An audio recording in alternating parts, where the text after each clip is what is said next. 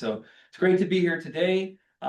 Steve Lucht and I combined have over 40 years of experience working at a real gem, Carillon Historical Park. And one of the real joys we have had in our careers working there was this opportunity to basically write the history of this particularly special museum and campus. Not every community or town in this nation has a place like Carillon Park. Most cities of any size have a historic house museum, or they have a historic district, or things along that nature. But it's a little more rare to have a unique location like we have at the park. And one of the great things that we found in putting this book together was this quote from the Dayton Daily News, an editorial, June 3rd, 1950. Virginia has its Williamsburg, Michigan, its Greenfield Village.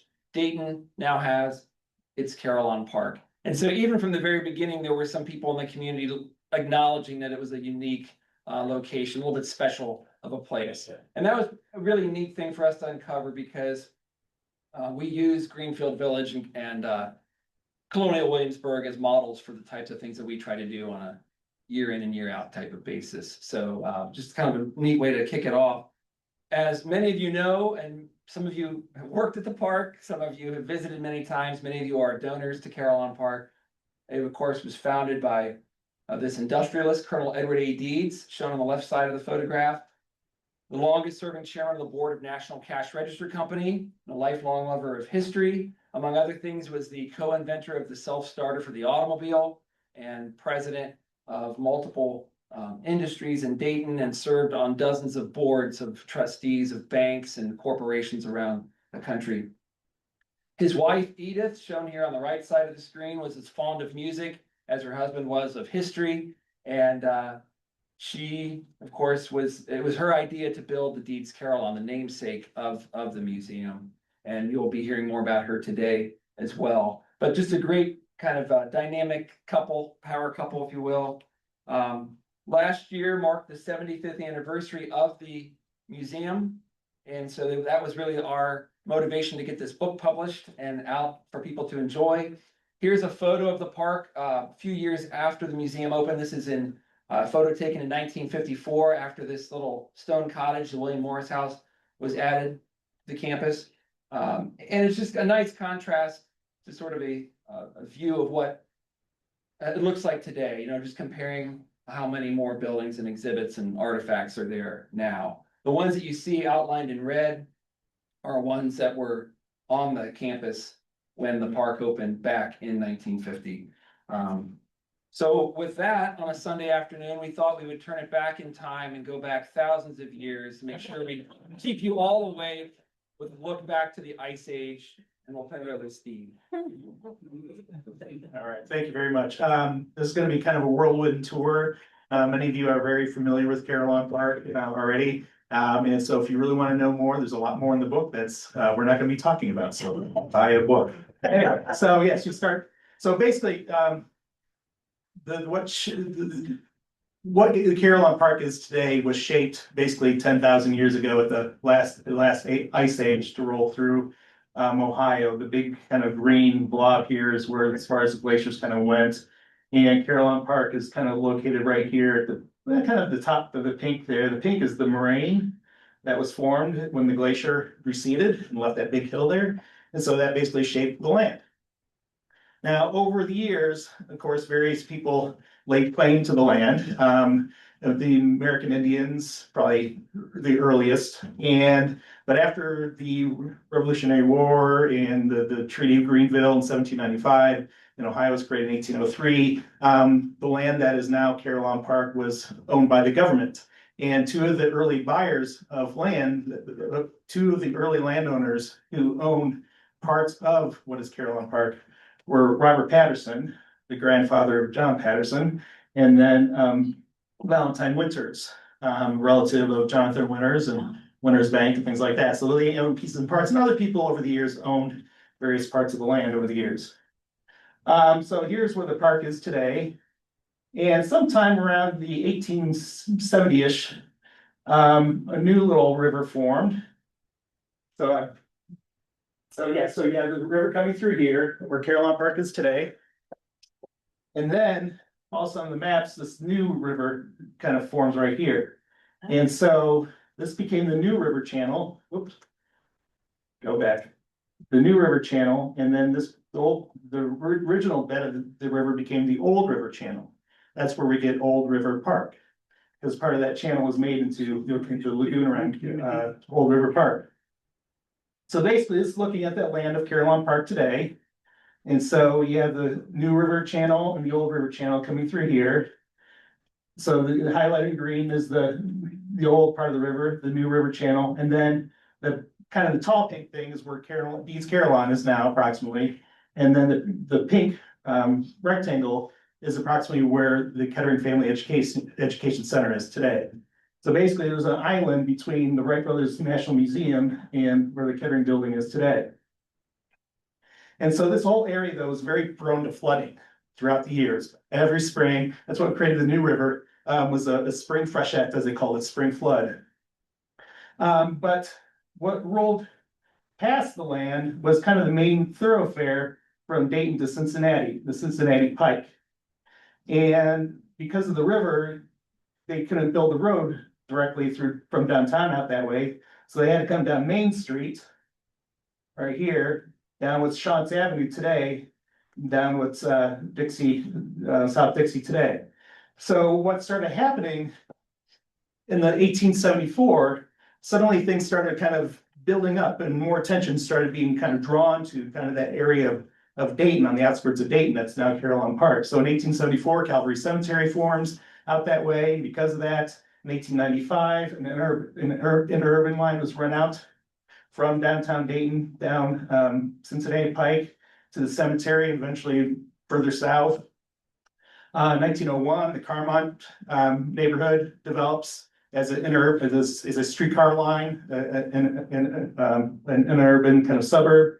And then the Beverly Heights, which is Dixie and Dorothy, that neighborhood started being developed in 1906. So all this is really kind of starting to happen. More and more people are flooding down Cincinnati Pike. And then the Delco Moraine plant opens a little further south. And so you have people who have to go to work now down that way. But the big thing that really kind of happened that was really central to our story is that NCR in the late 1800s moved their factory from downtown to where it was for so many years. And then also 1906, John Patterson creates Hills and Dales Park. And so he, eventually NCR would buy all this land from where the park is today, all throughout here, all throughout this area. By 1926, they would own all this land. And John Patterson, when he first bought the initial part of the land right here, he wanted to kind of have land to potentially expand this factory, build new buildings, things like that. And so in 06, he demanded that the city of Dayton straighten the river so he could reclaim that land, build a levee. And because he really kind of also not only wanted to reclaim that land, but he also wanted to build a boulevard that ran from the end of Ludlow out to his new park, Hills and Dales. And so that was always his plan. Eventually in 1909, the city annexed all this land down here, which is now the park, and they started working, 1911 or 12, started working on straightening the river. But of course, what happened is the 1913 flood came and kind of they stopped that work. And of course, later on, they did straighten that river. But the whole idea of straightening that river and creating that levee for a new boulevard that would run out this way was John Patterson's idea. And so this is his Southern Boulevard he proposed in 1915 that would come out this way. Of course, the flood hit. This is the front page of the Dayton Daily News on January 1st, 1913. This dream of straightening the river, building all these new factory buildings, Carillon Park, basically is right in this area today. And again, like I said, didn't happen. So eventually, though, the river was straightened, but John Patterson died in 1922. But the city of Dayton wanted to fulfill his dream of having this beautiful boulevard that would run from the end of Ludlow, past the river to and connect to the Cincinnati Pike. Somehow okay. So I'm missing a slide there. Something happened. But in 1915, so the city of Dayton then, they were able to create what they call, of course, Patterson Boulevard. And in 1915, just kind of add a little more emphasis to the importance of Cincinnati Pike. And for the reason for the boulevard is that Cincinnati Pike was named part of the Dixie Highway in 1915. And so it gave even more importance to that corridor from Dayton to Cincinnati. And so in 1932, so basically with this new boulevard, wanting to complete this new boulevard, it was finished through downtown Dayton to the Dixie Highway, Cincinnati Pike, and by the 1932. So this is basically looking towards where the park is today. Calvary Cemetery, the entrance to Calvary Cemetery is right here. Shantz is right here, and that's looking down that way. And so in 1925, Patterson Boulevard was now officially named US Route 25. So it's now a federal highway. And because of that, this whole state of Ohio can now have appropriate money to make this into an official highway. And so that's why you go from the little 2-lane thing to this 4-lane highway. So this is the same viewpoint from Calvary and Shantz looking towards downtown where Carillon Park is. And because of that, Colonel Deeds, who was chairman at that time of NCR, wanted to develop what he called Dayton's new front yard. And also the company's new front yard, because with the creation of US 25 and the improvement of Patterson Boulevard, it really became a very beautiful kind of entryway into Dayton. And he moved basically the company's front entrance from Main to Patterson Boulevard, and then decided to beautify the area, which was still kind of swampy area, into Old River Park. And this is while Old River's being developed. Here's where the park is today. The NCR Gun Club was there for about a year or two before Deeds Carillon was built, about 2 years later. And so, but this is as they're working on developing Patterson Boulevard into a 4-lane highway. And so that's when you get to this wonderful viewpoint. And that kind of inspired Deeds to want to not only do what he did with Old River, but also do something with the other just across the street where Carillon Park is today, because it was still very swampy area. Because right now, since that part of the river was cut off with the river straightening, there was just stagnant water in there. The water had no outlet to go, so mosquito infested swamp area, things like that. So this is just behind the gun club during a flood period. So that what he was able to do with Old River led him to gave him the idea that the same thing could be done for the other side of the river. So the book is divided into 7 different chapters. So Steve is just running through the first 2 chapters of the book, covering those thousands of years of geological history up until the cusp of the story where the museum and the Deeds Carillon Tower, where that all starts. And so probably the story that many of you know, and the story that as it was told for many years and we recount in the book, basically says, you know, the inspiration to build the Carillon came to Mrs. Deeds when she was listening to the chimes in one of the famous belfries in Bruges. As the clear melodious notes fell on her ears and echoed through the quaint old city, she said to herself, in no other way can simple, inspiring music be spread amongst an entire populace. In that hour was born the idea of Deeds Carillon, which today rears its majestic height in the midst of Carillon Park. So that kind of gives you the idea that was talked about for a long time. That exact quote was in the Colonel Deeds official biography from 1947. It was repeated in the obituaries for Mrs. Deeds when she died in 1949. But it was just one example of the kind of questions that swirled in our minds when we were putting together this book. If you think about it, we're talking about essentially a 75-year story for the museum, about an 85-year story for the bell tower. So it wasn't as though Steve and I were researching the Peloponnesian War, or something along that line. You'd think there's a lot of living memory of the types of stories that we're sharing. And so it was a matter of taking a look at it and saying, well, where was she, or when did this happen? When was she struck by this idea of sharing bell music with the community? And of course, we have a rendering of that famous bell tower in that Carillon in Bruges, Belgium.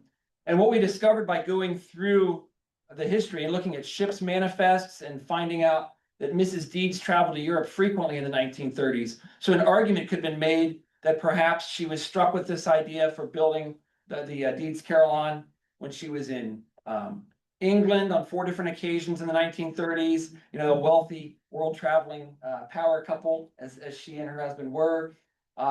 She traveled to, like I say, England 4 times, Germany once, and on the outskirts of Western Europe, like France, on 2 other occasions. But what we ended up finding, and we make a pretty compelling case, I believe, in the book, is that it was during a trip in 1939 to Europe that she really gets this idea of and the inspiration to build the bell tower. And so I have on here a photo of Edith with her brother, Robert Walton, and her sister-in-law, Ruth Walton. And as it turns out, these Ruth and Edith travel on the Normandy, a ship, an ocean liner, go over to Europe together, and they go with her, so Ruth's 13-year-old son. They go with Edith's cousin, Marie Weller, and Marie Weller, Ruth Walton, and Edith Deeds all shared this passion for music and for history. So I think if there was ever a time that, you know, she may have been inspired to pursue an idea of a massive musical instrument for Dayton, she certainly had kindred spirits with her and people who would have been very enthusiastic about her idea. So, and on that note, after the bell tower is eventually constructed, Ruth Walton actually serves as the assistant carillonneur for 5 years. So again, she was all in on this idea. So what we see here is the announcement that she made in 1940, where she was announcing this idea of sharing the Carillon with the Dayton community, and a really beautiful photo of the bells after they were finished. Almost looks like an artist's rendering, but in fact it is one of the many beautiful photographs we have in the NCR archive. And basically, as it all unfolds, Colonel and Mrs. Deeds really used the best designers and builders that they could. We had told visitors and guests for many years that the architects of the Deeds Carillon were the same architects that designed Rockefeller Center in New York City. But again, another question sort of like, well, why? You know, we had a lot of great architectural firms in Dayton. Why is it that Colonel Deeds used this company? Well, it turns out, again, through a lot of research, that he was personally affiliated and knew personally these 2 men, Andrew Reinhardt and Henry Hofmeister, who were the principal architects of that 19-building Art Deco masterpiece that we know as Rockefeller Center in New York City. But a big reason that it was also a business relationship, because NCR had extensive offices in the Associated Press building at Rockefeller Center. And they were the last major corporation to move into Rockefeller Center. So that happens early in 1939, the same year that his wife goes to Europe and gets inspired to build the bell tower. So all these things sort of line up very well for this story. And they also use, of course, the famous landscape architect firm, the Olmsted Brothers, which is, of course, the originally most famous for Central Park in New York, but did dozens of private estates and so forth. So here we have some photos of Colonel and Mrs. Deeds. Sitting next to Deeds is the namesake of the former Schaefer Boulevard School, just out the windows to your right. Edmund D. Smith, the superintendent of construction at NCR. He was intimately involved in the construction of the bell tower. And construction starts in earnest in 1940. So we have some images here of the steel skeleton being built. We have images here on the left of a remarkable civil engineering project that took place, in which an entire island was removed from the middle of the Great Miami River as part of the effort for flood prevention. They moved 300,000 cubic yards of fill dirt from that river and literally trucked them in to the campus that is today Carillon Park. It was a major effort. A lot of labor came from the Works Progress Administration of President Roosevelt. And then a lot of the clearing of the land to build the bell tower were laborers, mostly African-American laborers from the Civilian Conservation, the Civilian Conservation Corps, also a FDR, New Deal program. So this is all taking place throughout 1940 and into 1941. By summer of 1941, we have Colonel and Mrs. Deeds here shown with the bells before they're raised to put into the bell tower. It was Edith's wish to play the first concert on the bells, to share it, unveil her concept for the Dayton community. But what ends up happening is the Japanese, of course, attacked Pearl Harbor December 7th, 1941. Colonel and Mrs. Deeds were in New York visiting with some family and friends for the Christmas holiday. And so they chatted with the NCR educational director, Bob Klein, and arranged for him to play concerts on Christmas Eve and Christmas Day in 1941. So again, this was kind of an interesting detail for us because for many, many years, we shared with people that the first time the bells were played were for an Easter sunrise service in 1942. But again, we found out that in fact, there were thousands of people, there were about 6,000 people that turned out for a Christmas Eve concert in 1941, and then over 10,000 on Christmas Day, 1941. And again, you're thinking this is just a couple of weeks after America plunged into World War II. So people really turned out. It was a community gathering space. Bob Klein put together a lot of both religious and secular music, celebrating the Christmas season. And then each concert, of course, ended with the Star Spangled Banner, fittingly enough. So there were thousands at those concerts. Then, in fact, we do have April 5th, 1942, the very first Easter sunrise service. As many of you know, we continue that tradition up till today in the 21st century. We continue to hold an Easter sunrise service. And again, thousands of people turned out for Easter. But the bells were officially dedicated August 23rd, 1942. The photo of some of the crowd that were gathering that day, and kind of an iconic photo for our organization of Colonel and Mrs. Deeds right after the dedication concert. So this did allow Mrs. Deeds to play the bells publicly for the first time for those that were gathered at the dedication. 6 months old. And Dan Turbin was 6 months old. So it's a great story. At the time that it was built, it was one of just 6 freestanding Carillon towers in all of North America that weren't affiliated with a university building or attached to a church or something along that line. And this schematic shows you originally, again, that the Deeds Carillon here at the top of the image, and then what they were referring to as the meadow. And they were going to have seats in this tree shaded area. They're going to have space for 1,000 motor cars.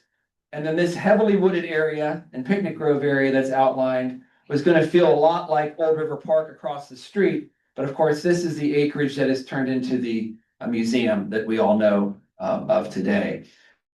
It's a fascinating story. There's far more detail. I'm told in a much more engaging way than Steve or I when you read chapter 3 about the Deeds Carillon. One of the other things I would tell you is that throughout this process of designing and building the Deeds Carillon, Colonel Deeds himself refers to it as, Edith's project. I think a lot of times people might think, oh, it was really the Colonel's project and they just kind of put her name on it. In reality, there are letters where Colonel Deeds writes to the famous Olmsted brothers in as late as December of 1939, basically saying it's unclear as to whether or not she's going to want to proceed with the idea. Ultimately, of course, she does.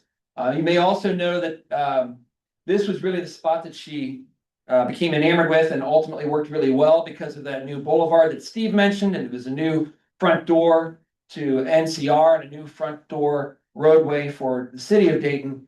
But she did also briefly consider the area known as Deeds Point near the Dayton Dragons ball field downtown. So that was another kind of possible location for where the Deeds Carillon could have been built. But ultimately, she felt it was too close to the noises of the city and the factories and everything else.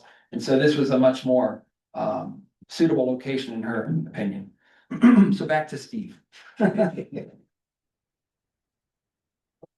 So it is interesting to note that this is all considered Carillon Park at that time, when the bells were dedicated and things like that. And some of that parking lot that's right there is still in Carillon Park.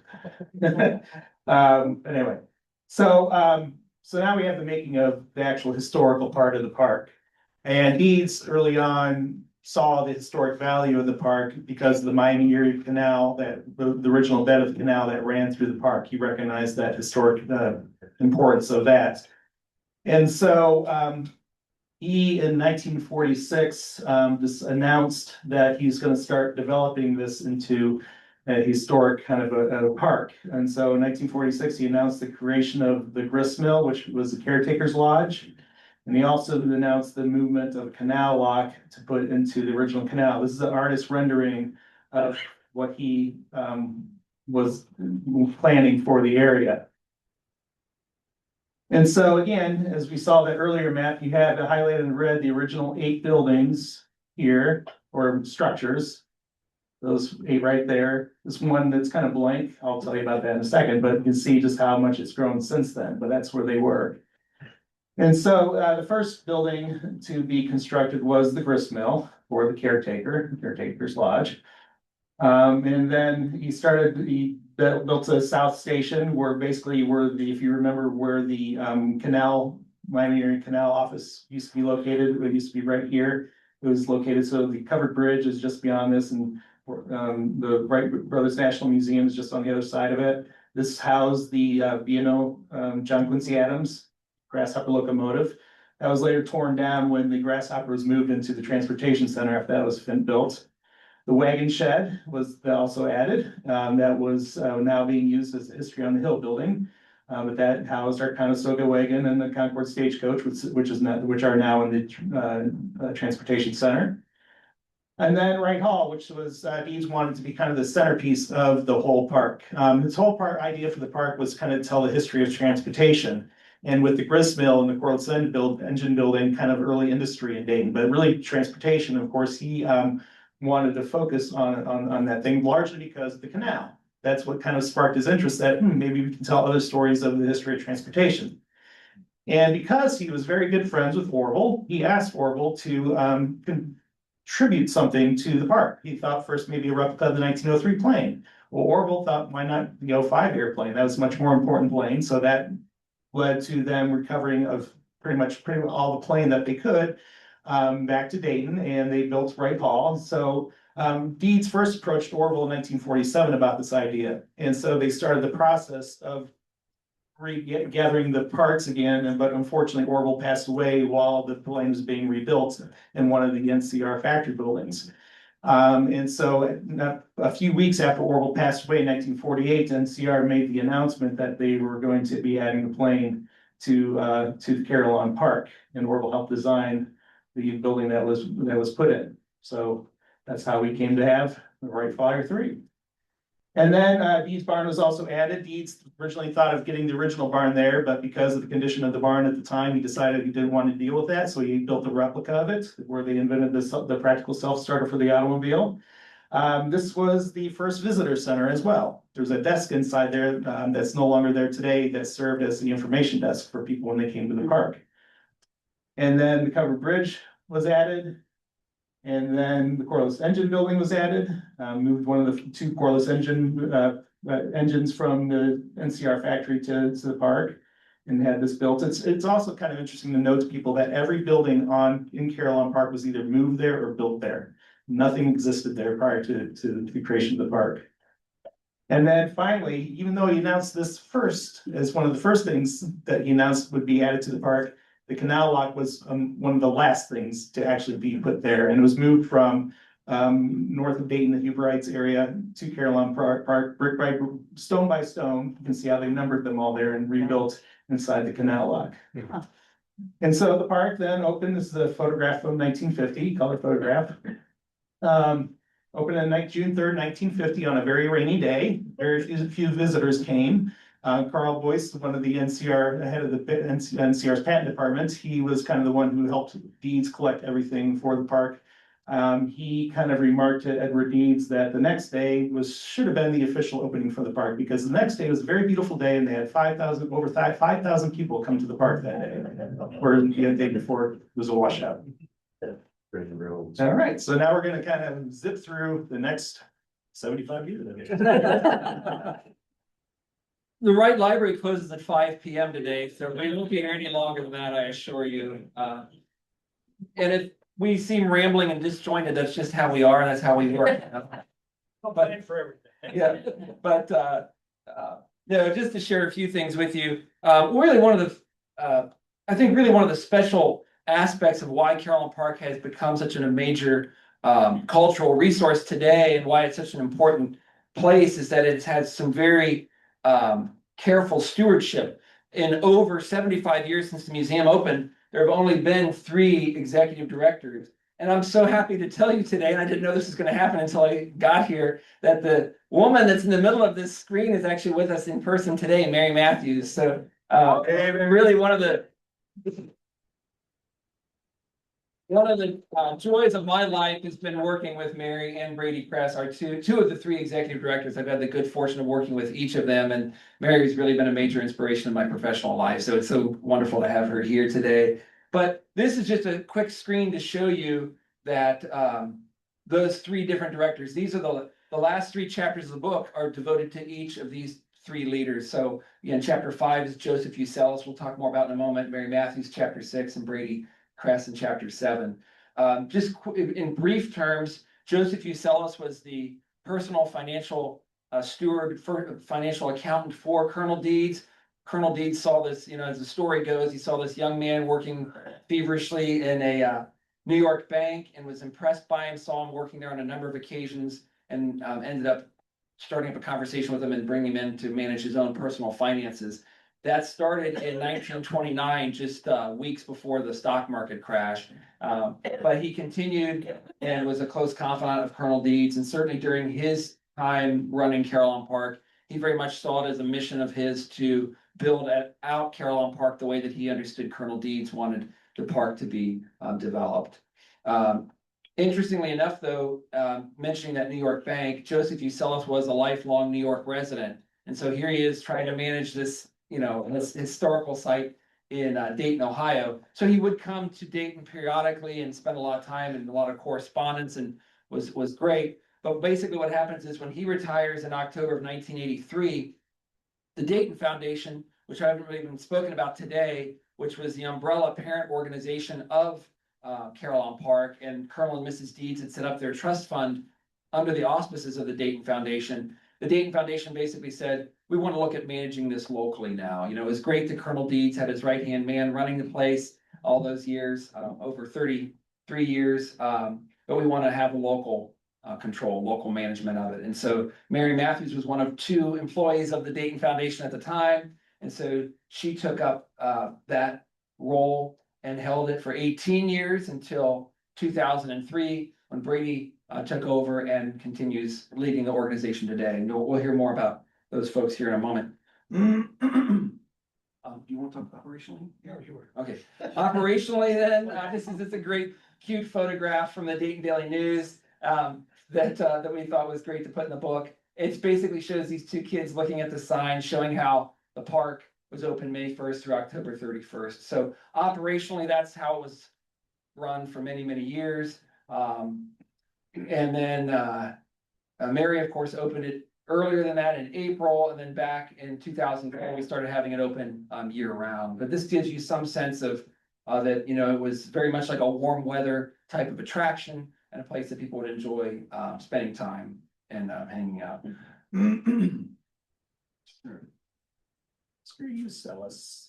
All right, so yes, Mr. Euselis. He, as Alex said, lived in New York, would come to Dayton here and there, but he was very, very, very, very attentive to every detail that went on in the park. And really was, like Alex said, wanting to keep Colonel Deeds' vision for the park moving forward. He oversaw quite a few additions to the park. Really, the first one came though in 1954 with Moore's House. They called it the Pioneer Home at the time, and it became the next visitor center for the park, and also a little store inside there. So that was the next visitor center. And then he started kind of rapid fire, starting adding things. 55, the Aaron's Fire Engine. May know the Aaron's Fire Engine is now in our 1913 flood exhibit. But he had this special little building built just to house that. And it was later torn down when he added the Dayton Sales, because some of the collections they started to amass were a number of historic vehicles. And of course, one of the most important ones to come to the park under his direction, it was the Newcomb Tavern. It was in downtown Dayton for quite a while. In 1894, it was moved from the corner of Water Monuments and Main Streets there to Van Cleve Park, which is Riverscape. It was used by the Montgomery County Historical Society for a whole bunch of years. But they were unable to kind of really keep up the funding to care for it. And so in 1964, it's decided to move it to Carillon Park. And so there they are moving it to the park. And of course, we kind of fixed it up. Just did some restoration work not too long ago on it. And then he decided in 1972, working in conjunction with the Dayton Area Chamber of Commerce, to build the Wright Cycle Company. And so that opened in 1972 with a bunch of national wheelmen coming for the dedication of it when they did like a 2-day long event for the opening of that building. It's interesting, there's a telephone pole here because you may have seen those electric lines that run through the park that go to the DPNL or now AES. Well, we have to have them there. And so there was a telephone pole right there that Joseph Usells thought got in the way of getting a nice photograph of the Wright Cycle Company. So we worked with DPNL to get that telephone pole removed. And so that's where you can see it right there. Anyway. And then, of course, one of our popular attractions in 1976 Locust Grove Schoolhouse building, where we do a lot of really nice programs for kids. So that was one of his other ones. And then in 1978, he brought the Miami Erie Canal office here. So it was moved, brought over the canal here over the I-beams and placed next to the South Station where the Grasshopper engine was, and then of course covered bridge. So that's where it was before moved by Brady to where it is now. And then, as I said, the Aaron's fire engine building was torn down for the Dayton Sales Building, which was added in 1981. And then the Sun Oil Company in 82 came along. And then his railroad exhibits. So a bunch of railroad cars over the years came into the park. So the city rail car here and the Barney Smith passenger car, the caboose and the Bowling Green Depot, and then the West Fifth Street Watchman's Tower were all moved to the park under his watch and put there. And eventually, though, under Mary's watch, they were moved into the transportation center, and then the city rail building was changed into Dayton Cyclery as that we have today. And so you can see it grew quite a bit throughout his tenure. Now to Mary. I hope he gets everything right. Yeah, if not, I'll have to pay the price later. But no, so then basically, as I was saying earlier, the Dayton Foundation really wanted to take a look at how to manage this park and how to grow this park locally. And so Mr. Usells had done a fantastic job of adding those buildings that Steve had mentioned, going from about 8 different exhibit buildings or attractions to 19 different things during the time that he was there. But it was still a site that had so much potential for growth in terms of programming and events and of course growing it physically as well. What's that? Sleepy Little Park. Yeah, but it still had a lot during the Joseph Usells period. There were still a lot of periods of time that were very, very quiet. People were referred to it in loving ways as like a sleepy little park or a quiet park, a place where you could go and enjoy some quiet reflection and so forth. It's certainly marked by some periods of time with bigger events and school field trips and the like. But basically, Mary then comes on the scene in 1984 and really started taking a look at what was here, what was at the park and what potential it could have. One of the first issues that she had confronted was the fact that a number of the bells that were hanging in the Deeds Carillon were no longer functioning. Some of them that were functioning were out of tune, and the bells over the years had been modified and retuned and rehung. And so it was really an opportunity to take a fresh look at it and say, what might be the best path forward for the Deeds Carillon. So, here we have Bob Klein playing the bells. So for those first, decades, he would play from the base of the tower on what basically looked like a small organ keyboard, and there was a delay. So if he was hitting middle C, D, and E, the signal traveled up the leg of the tower and controlled an electrical solenoid, And so it was one of these situations where you had to continue to play. You really didn't listen to what your ear was hearing because it was always behind. By the time you were hitting E, you were hearing middle C if it went C, D, and E. So it was a particular talent to play it in that way. Most carillons throughout the years, going back to the medieval times, like the carillon in Bruges that had inspired Mrs. Deeds, were played mechanically so that it allows for a variation in touch. You can play loudly or quietly. You can play with the dynamics of the music. And so by taking a fresh perspective on this, it was a major project, hundreds of thousands of dollars to modernize and renovate the bells to be a true mechanical carillon. So this is an image of the second of only three fully assigned carillonneurs that the Deeds Carillon has had over the years. And this was Dr. Larry Weinstein. He would travel in a small little elevator up to this playing cabin. It looks like this brown or black box underneath the bells, and he can play mechanically. So it almost looks like, these baton-like keys look a lot like what you might see on a church organ, a pipe organ, something along that line. So he can play it loudly or quietly.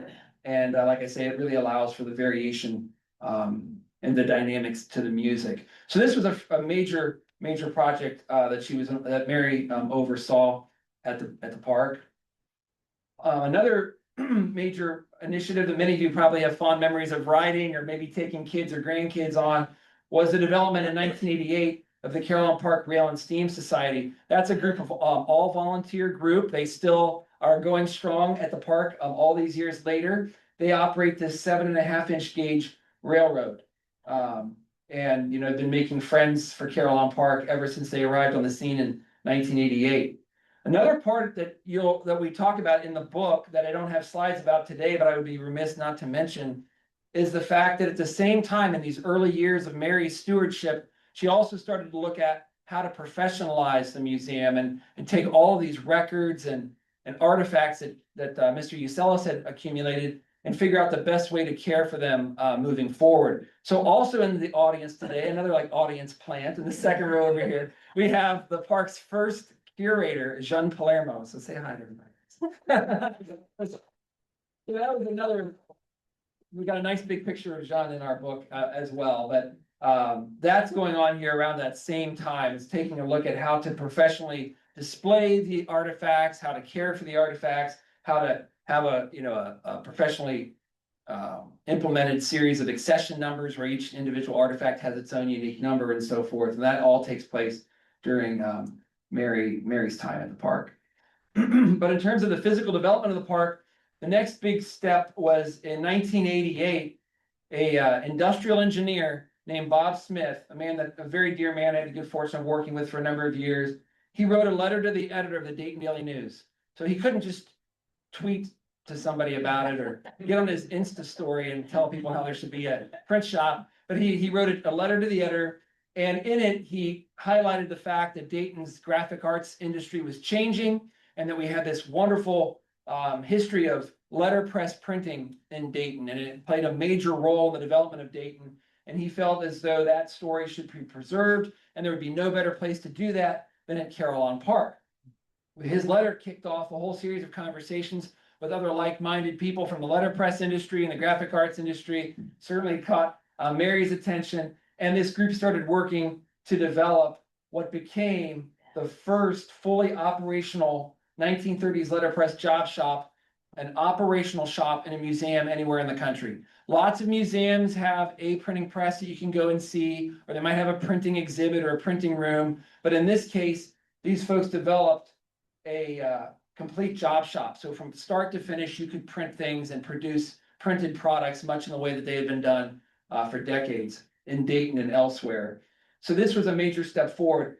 Very importantly for the rest of our story here, this is the first time that an exhibit or a building, a major building was added to the park using donated outside funds.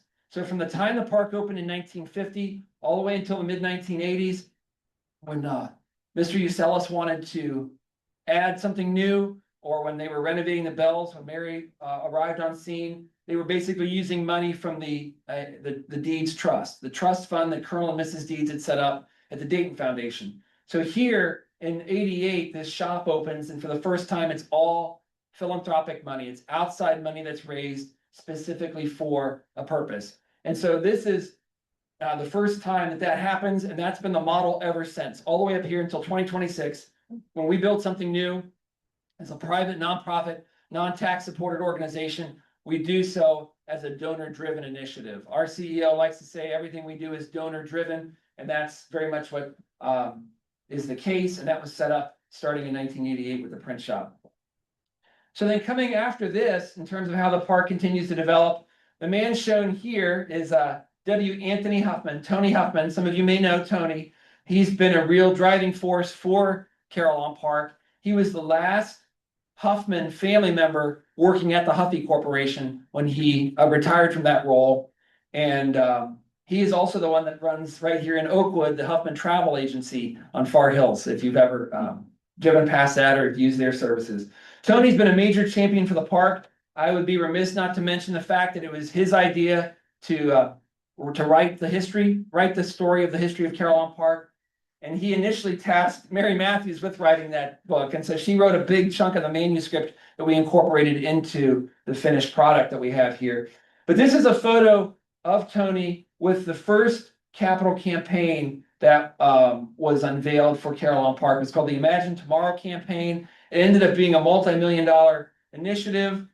And the outgrowth of it were three major anchors in the park. So in 1999, we see here on the left, under construction, the Kettering Family Education Center, named for the Kettering family, who were the lead donors for that initiative. For the first time, it brought all of the park's administrative offices together. It gave us a professional space for admissions and museum store and our collections care in the library and some special exhibit space.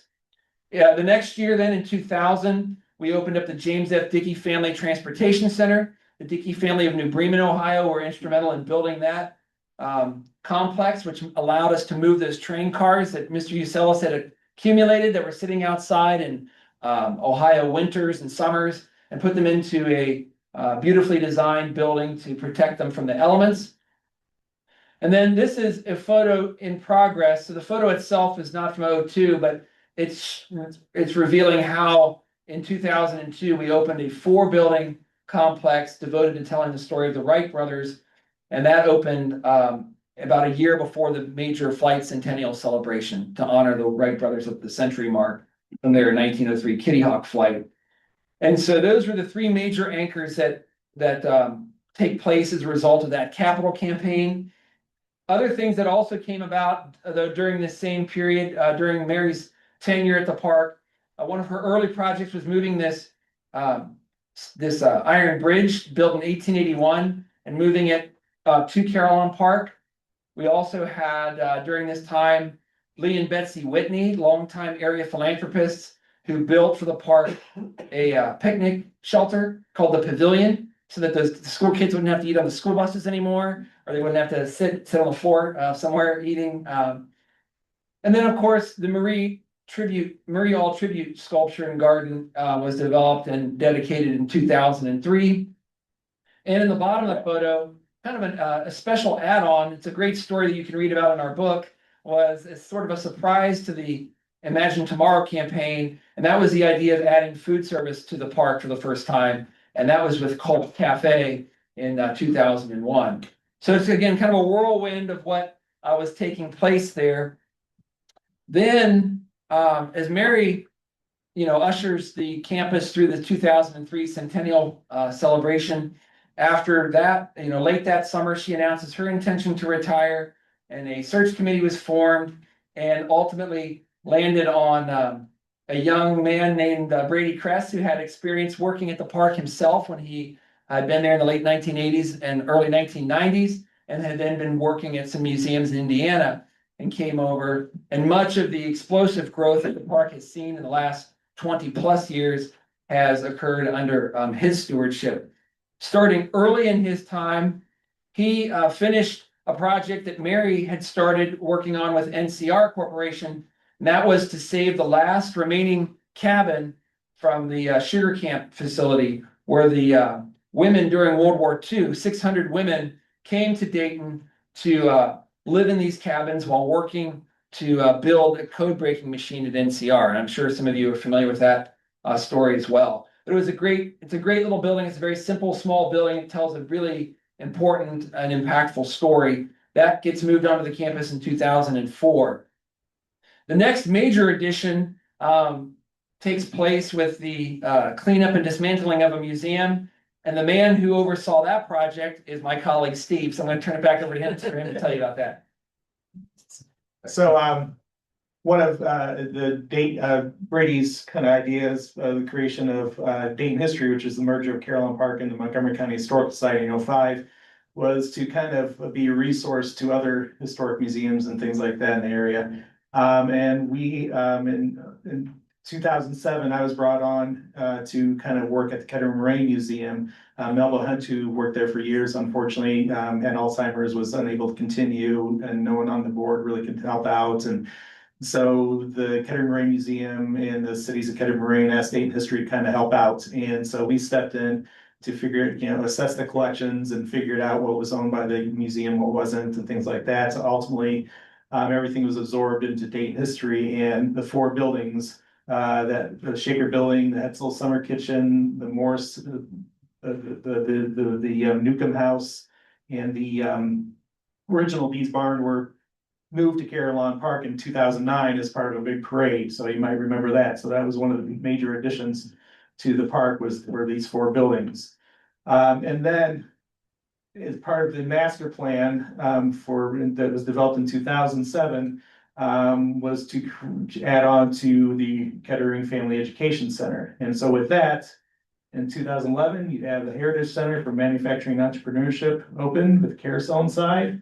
And then in 2014, the brewery is added.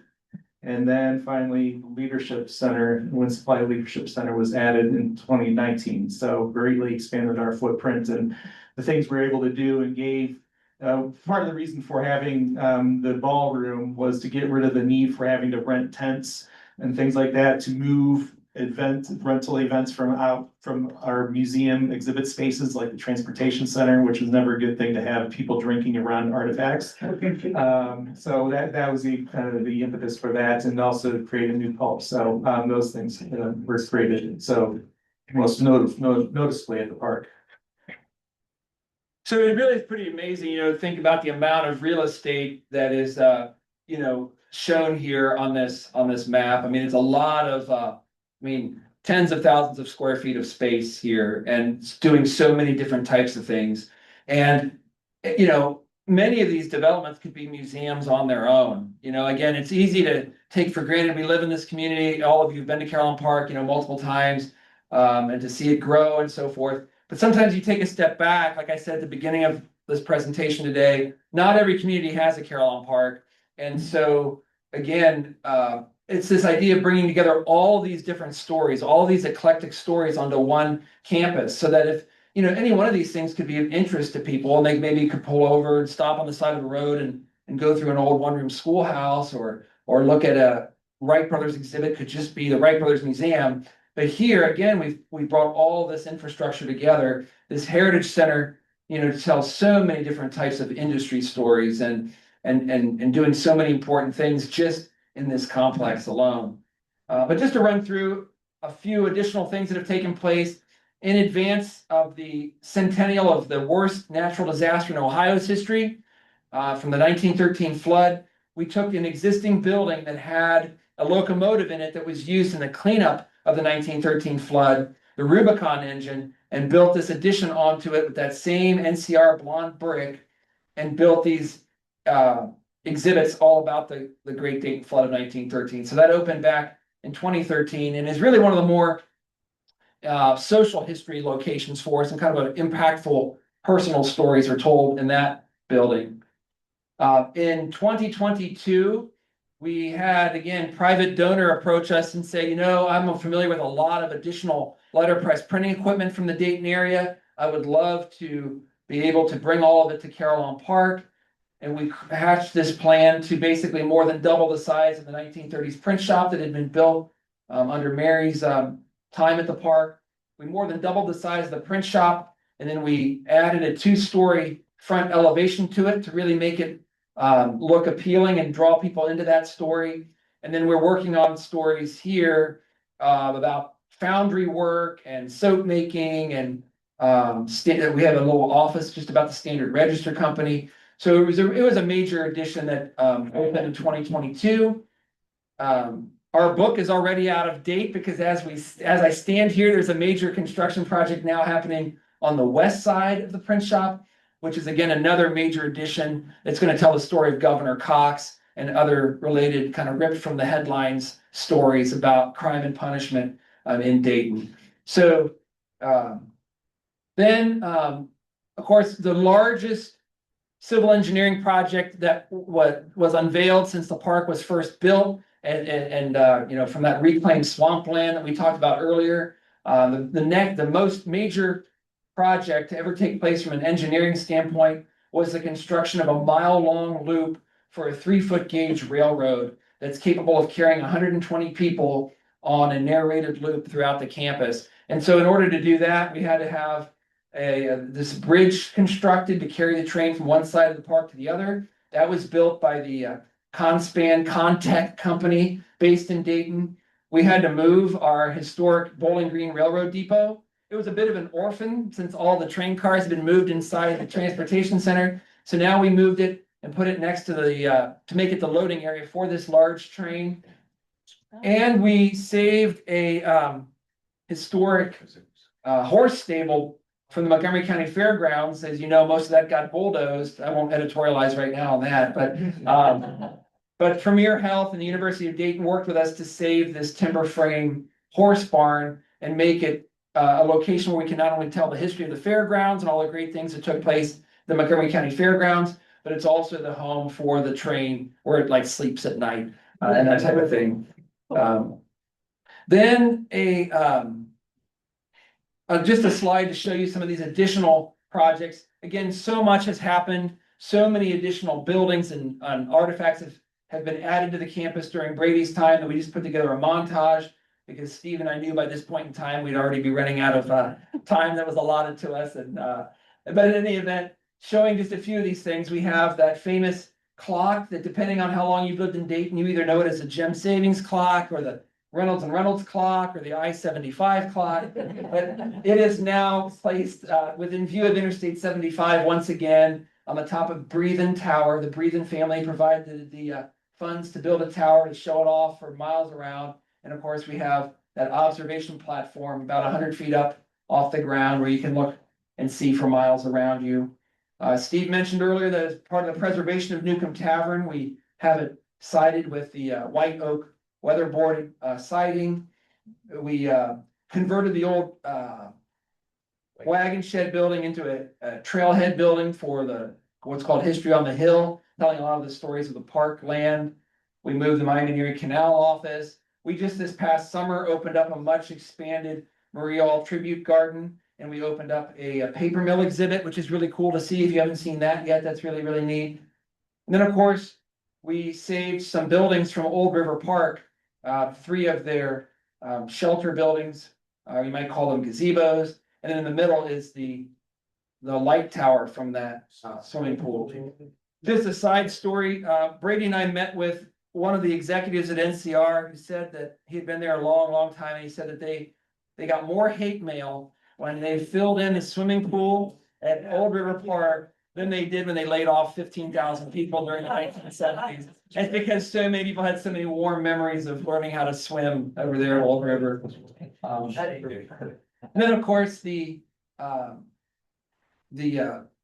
tree of light that lightens up the skyline every year during the Christmas season, which is really a neat thing to see too. So if you would permit us, we promise maybe just 2 more minutes. We have a couple of additional stories to share with you that we uncovered in this book that are just really fun to mention. And then we're happy to open up the floor for questions. And if any of you people that are so polite that sat through this want to leave, you're welcome to. But if you'd like to stick around for question and answers, we're ready to do that.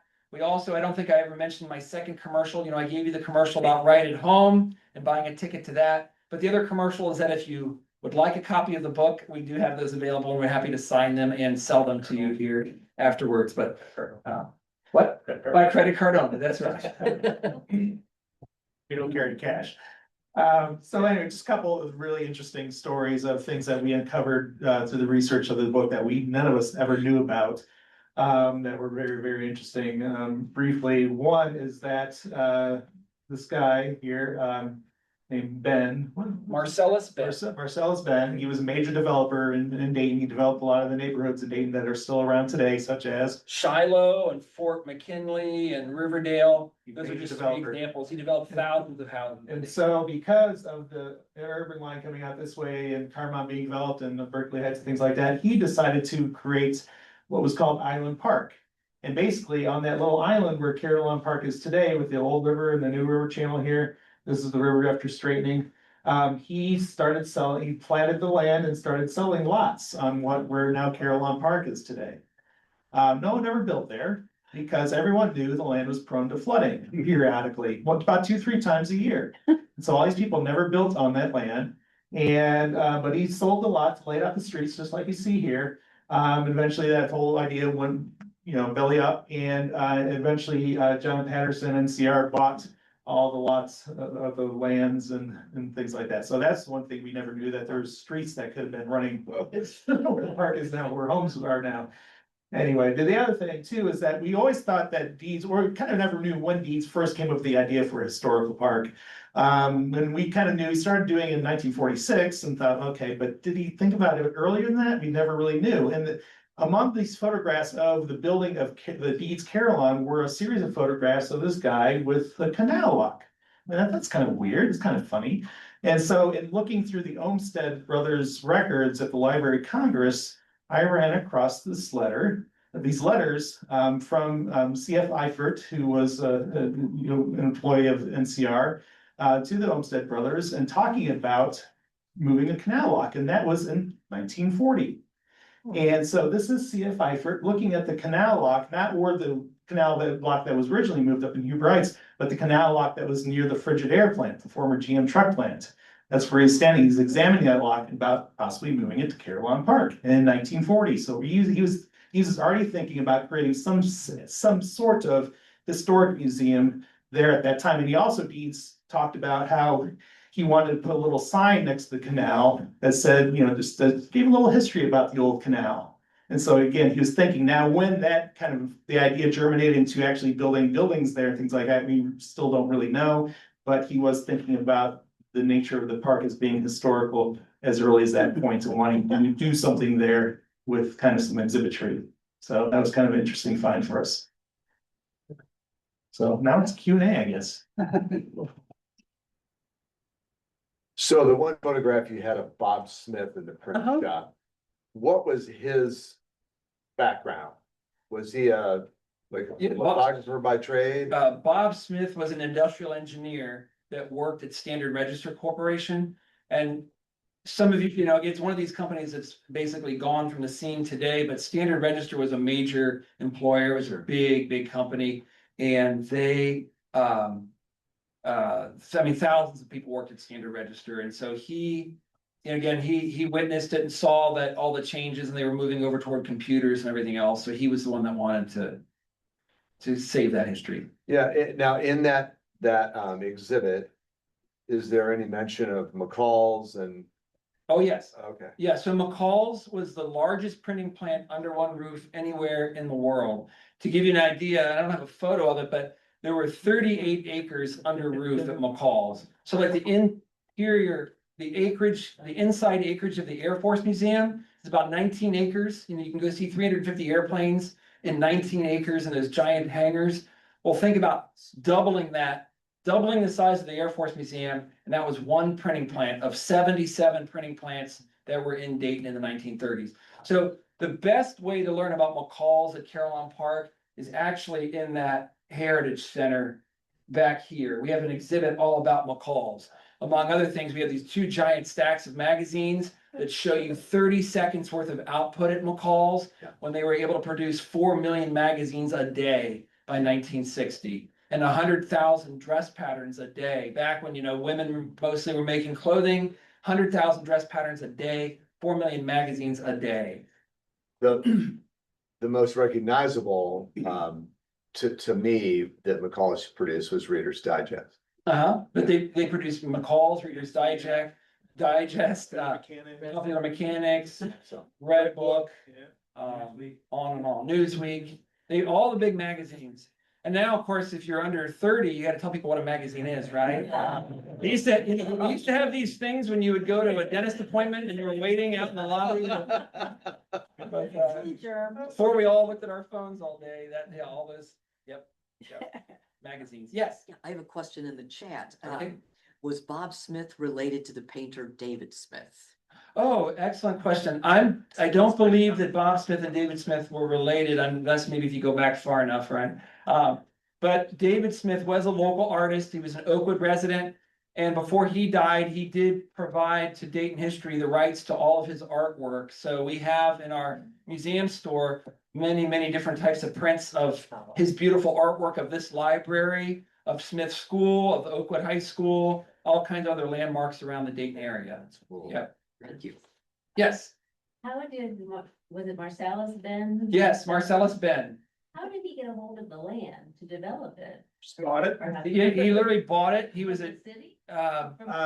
no, from other, so one of There's the, other private owners. I think. there were other private owners. There was, Steve worked closely with the woman at the Montgomery County Records Center, and we went through all the records going back through the history. That's when early on he was telling you how the comedian Jonathan Winters, one of his ancestors owned a big chunk of Carillon Park. Well, this guy Marcellus Ben had bought, he bought the land from other private owners that had it. And the part that Steve didn't mention to you is that if he had been successful, so he was attempting to convince the city of Dayton's leadership to build a levee along the river to be able to develop this housing, all this housing right here. And so There's a big outcry about that, people not wanting to pay for other people's property and say, securing their property. It's like, we don't want to build a levee for these people who's stupid enough to buy that land. yeah, if you're dumb enough to build on flood land, but these paper, they call them paper streets. Well, a couple years ago, we were trying to get to like a large survey, or about a year and a half ago, we were working on like getting surveyors to do a survey of the entire Carillon Park property. And going through their search process, they still had the paper streets on the record, even though again, none of that was ever built. And so we actually had to go to the city of Dayton, had to one of their planning department, one of their Board of Zoning Appeals meetings to vacate these streets, even though they were never built, were long gone. They had to technically and officially vacate those paper streets. Yeah. What else? Yes. Okay, so your slide that you ended on with Olmsted and looking at the canal lock, you kind of implied that, This one. yes, that he had the idea for Carillon to be a historical park back in like the 1940s. But you didn't really touch on, I thought that there was a relationship between the Wright between Orville Wright and Colonel Deeds, and to display his airplane, that was part of a motivation for establishing Carillon Park. Is that incorrect? Or how did that all? Well, Steve had the photos of Wright Brothers, and so from the very beginning, it was supposed to be that the Wright plane was going to be one of the major pieces of it. Right. What he was attempting to show you here is that this was new research for us, that we always had assumed that it was that Colonel Deeds had this idea of building a historical park after World War II, after all of the all of the rationing and the limitations on construction and everything were over, that he could start working on his idea of a historical park. But what we found with these letters was that in 1940, so at the same exact time that Edith is working to get the bell tower built, he was working on this idea of maybe bringing a canal lock onto the park's property. So that was earlier than the conversations that he had with Orville Wright about the airplane. But this gave him the idea of wanting to kind of talk more broadly about the history of transportation, which of course ultimately led him to approaching Orville about wanting to have a plane there. Yeah, then we found those letters that even if he had not moved a lock, Colonel Deeds was talking as early as 1940 of having a historical, what we would call like a historical marker next to the canal area. Give a little history of the old canal. Give a little history of the old canal. Yeah. Yes, sir. Without breaching confidentiality, what's next?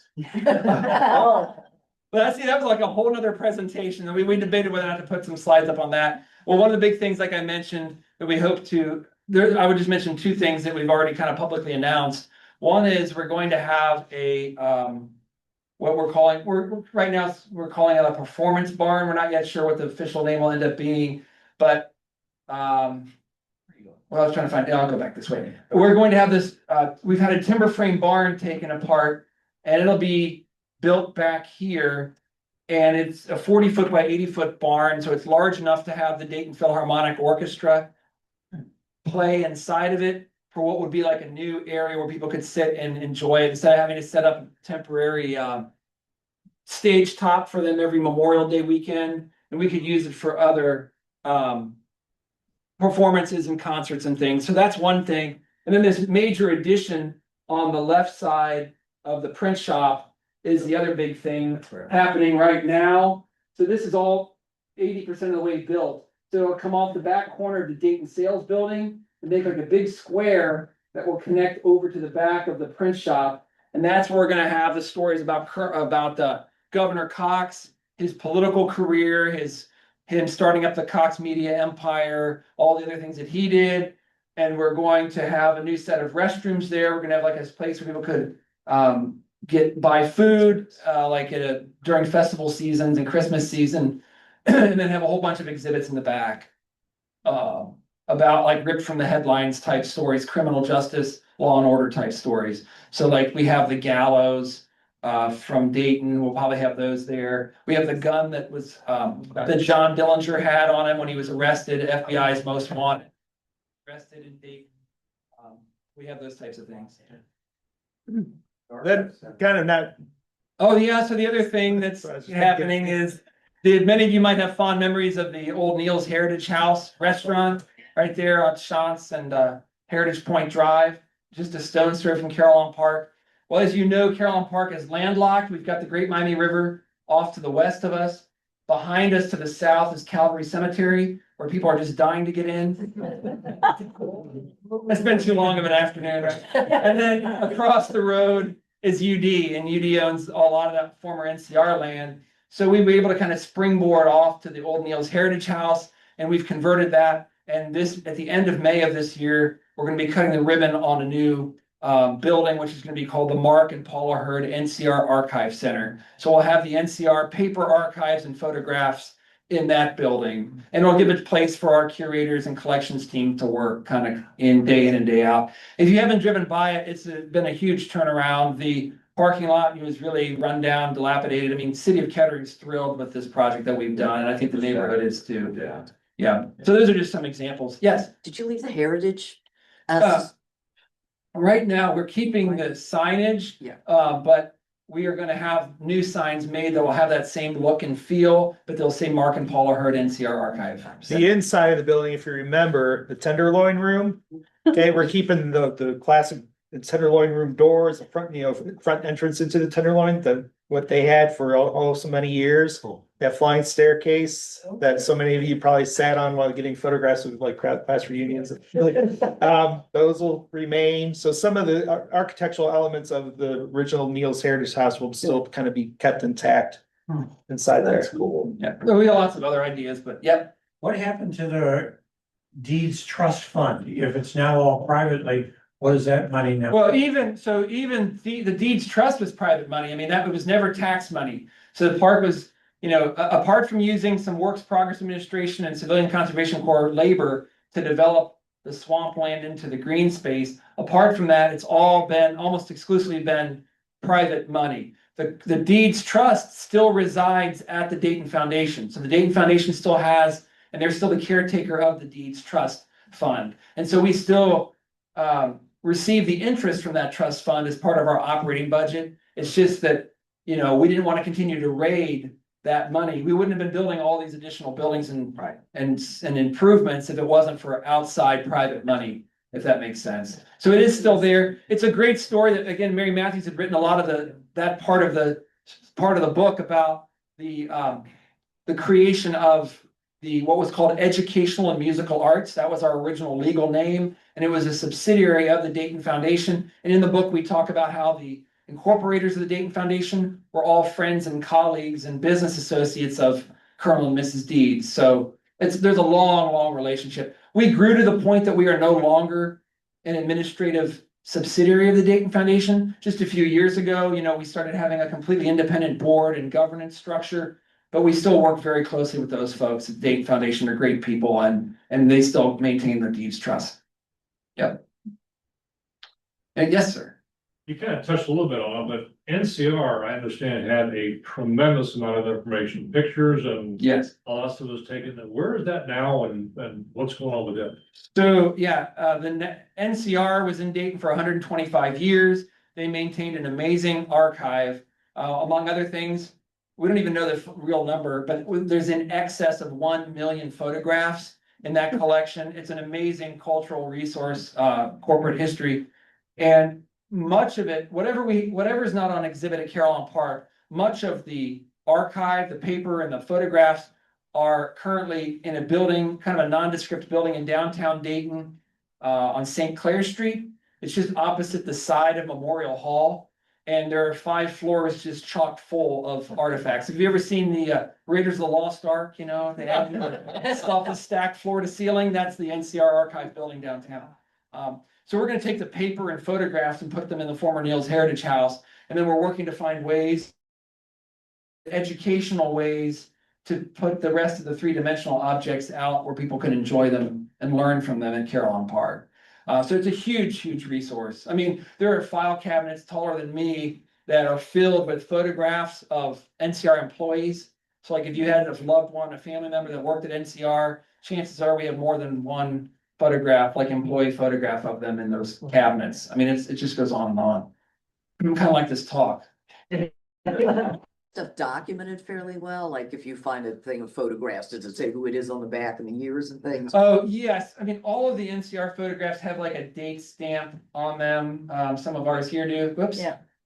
Like that one here. Most have something. Most have some type of, Fire. identification number, date, those types of things. Yep. Yep. Well, you've all, go ahead. Was your book printed in the print shop? Oh, no. Wait, I'll tell you why. Thank you for that shameless plug. I appreciate Lee and Dan Turbin purchased a number of these books and around Christmas time and gave them out. We're eternally grateful for that. But no, the book is 225 pages. There's over 400 photographs. It's all very glossy. And our 1930s letterpress equipment cannot do that kind of photographs like this. So there are over 400 photographs in the book. It's all, like I say, glossy paper. It's a great story. And an Oakwood resident designed it, a woman named Nancy Shafala. If any of you know Nancy, she was a designer of the book and was a real joy to work with on this. And she previously, back in 2008, designed the Oakwood history book, From Acorn to Oak Tree, if you know that book, that they gave to all Oakwood residents and business owners. She was the designer of that also, so. But a Dayton area printing company did print it for us, Progressive Okay. Printers. Okay, Progressive printed it. Printed it. Yep. it's a beautiful book. Yeah, but it's partly the decline of printed products. There are no longer any book binders in Dayton, so they had to bind the book over in Indianapolis. But we've exceeded the time we were supposed to have. Some folks have already left, which is completely fine. Your wife- Steve and I know. Steve, and she's going to Albuquerque. Steve and I will be around if you have additional questions. We're happy to, take any additional questions. And if anybody wants a copy of the book, we're happy to sell you one of those or sign a copy if you already have one, whatever you'd like. And appreciate all of your time and attention today.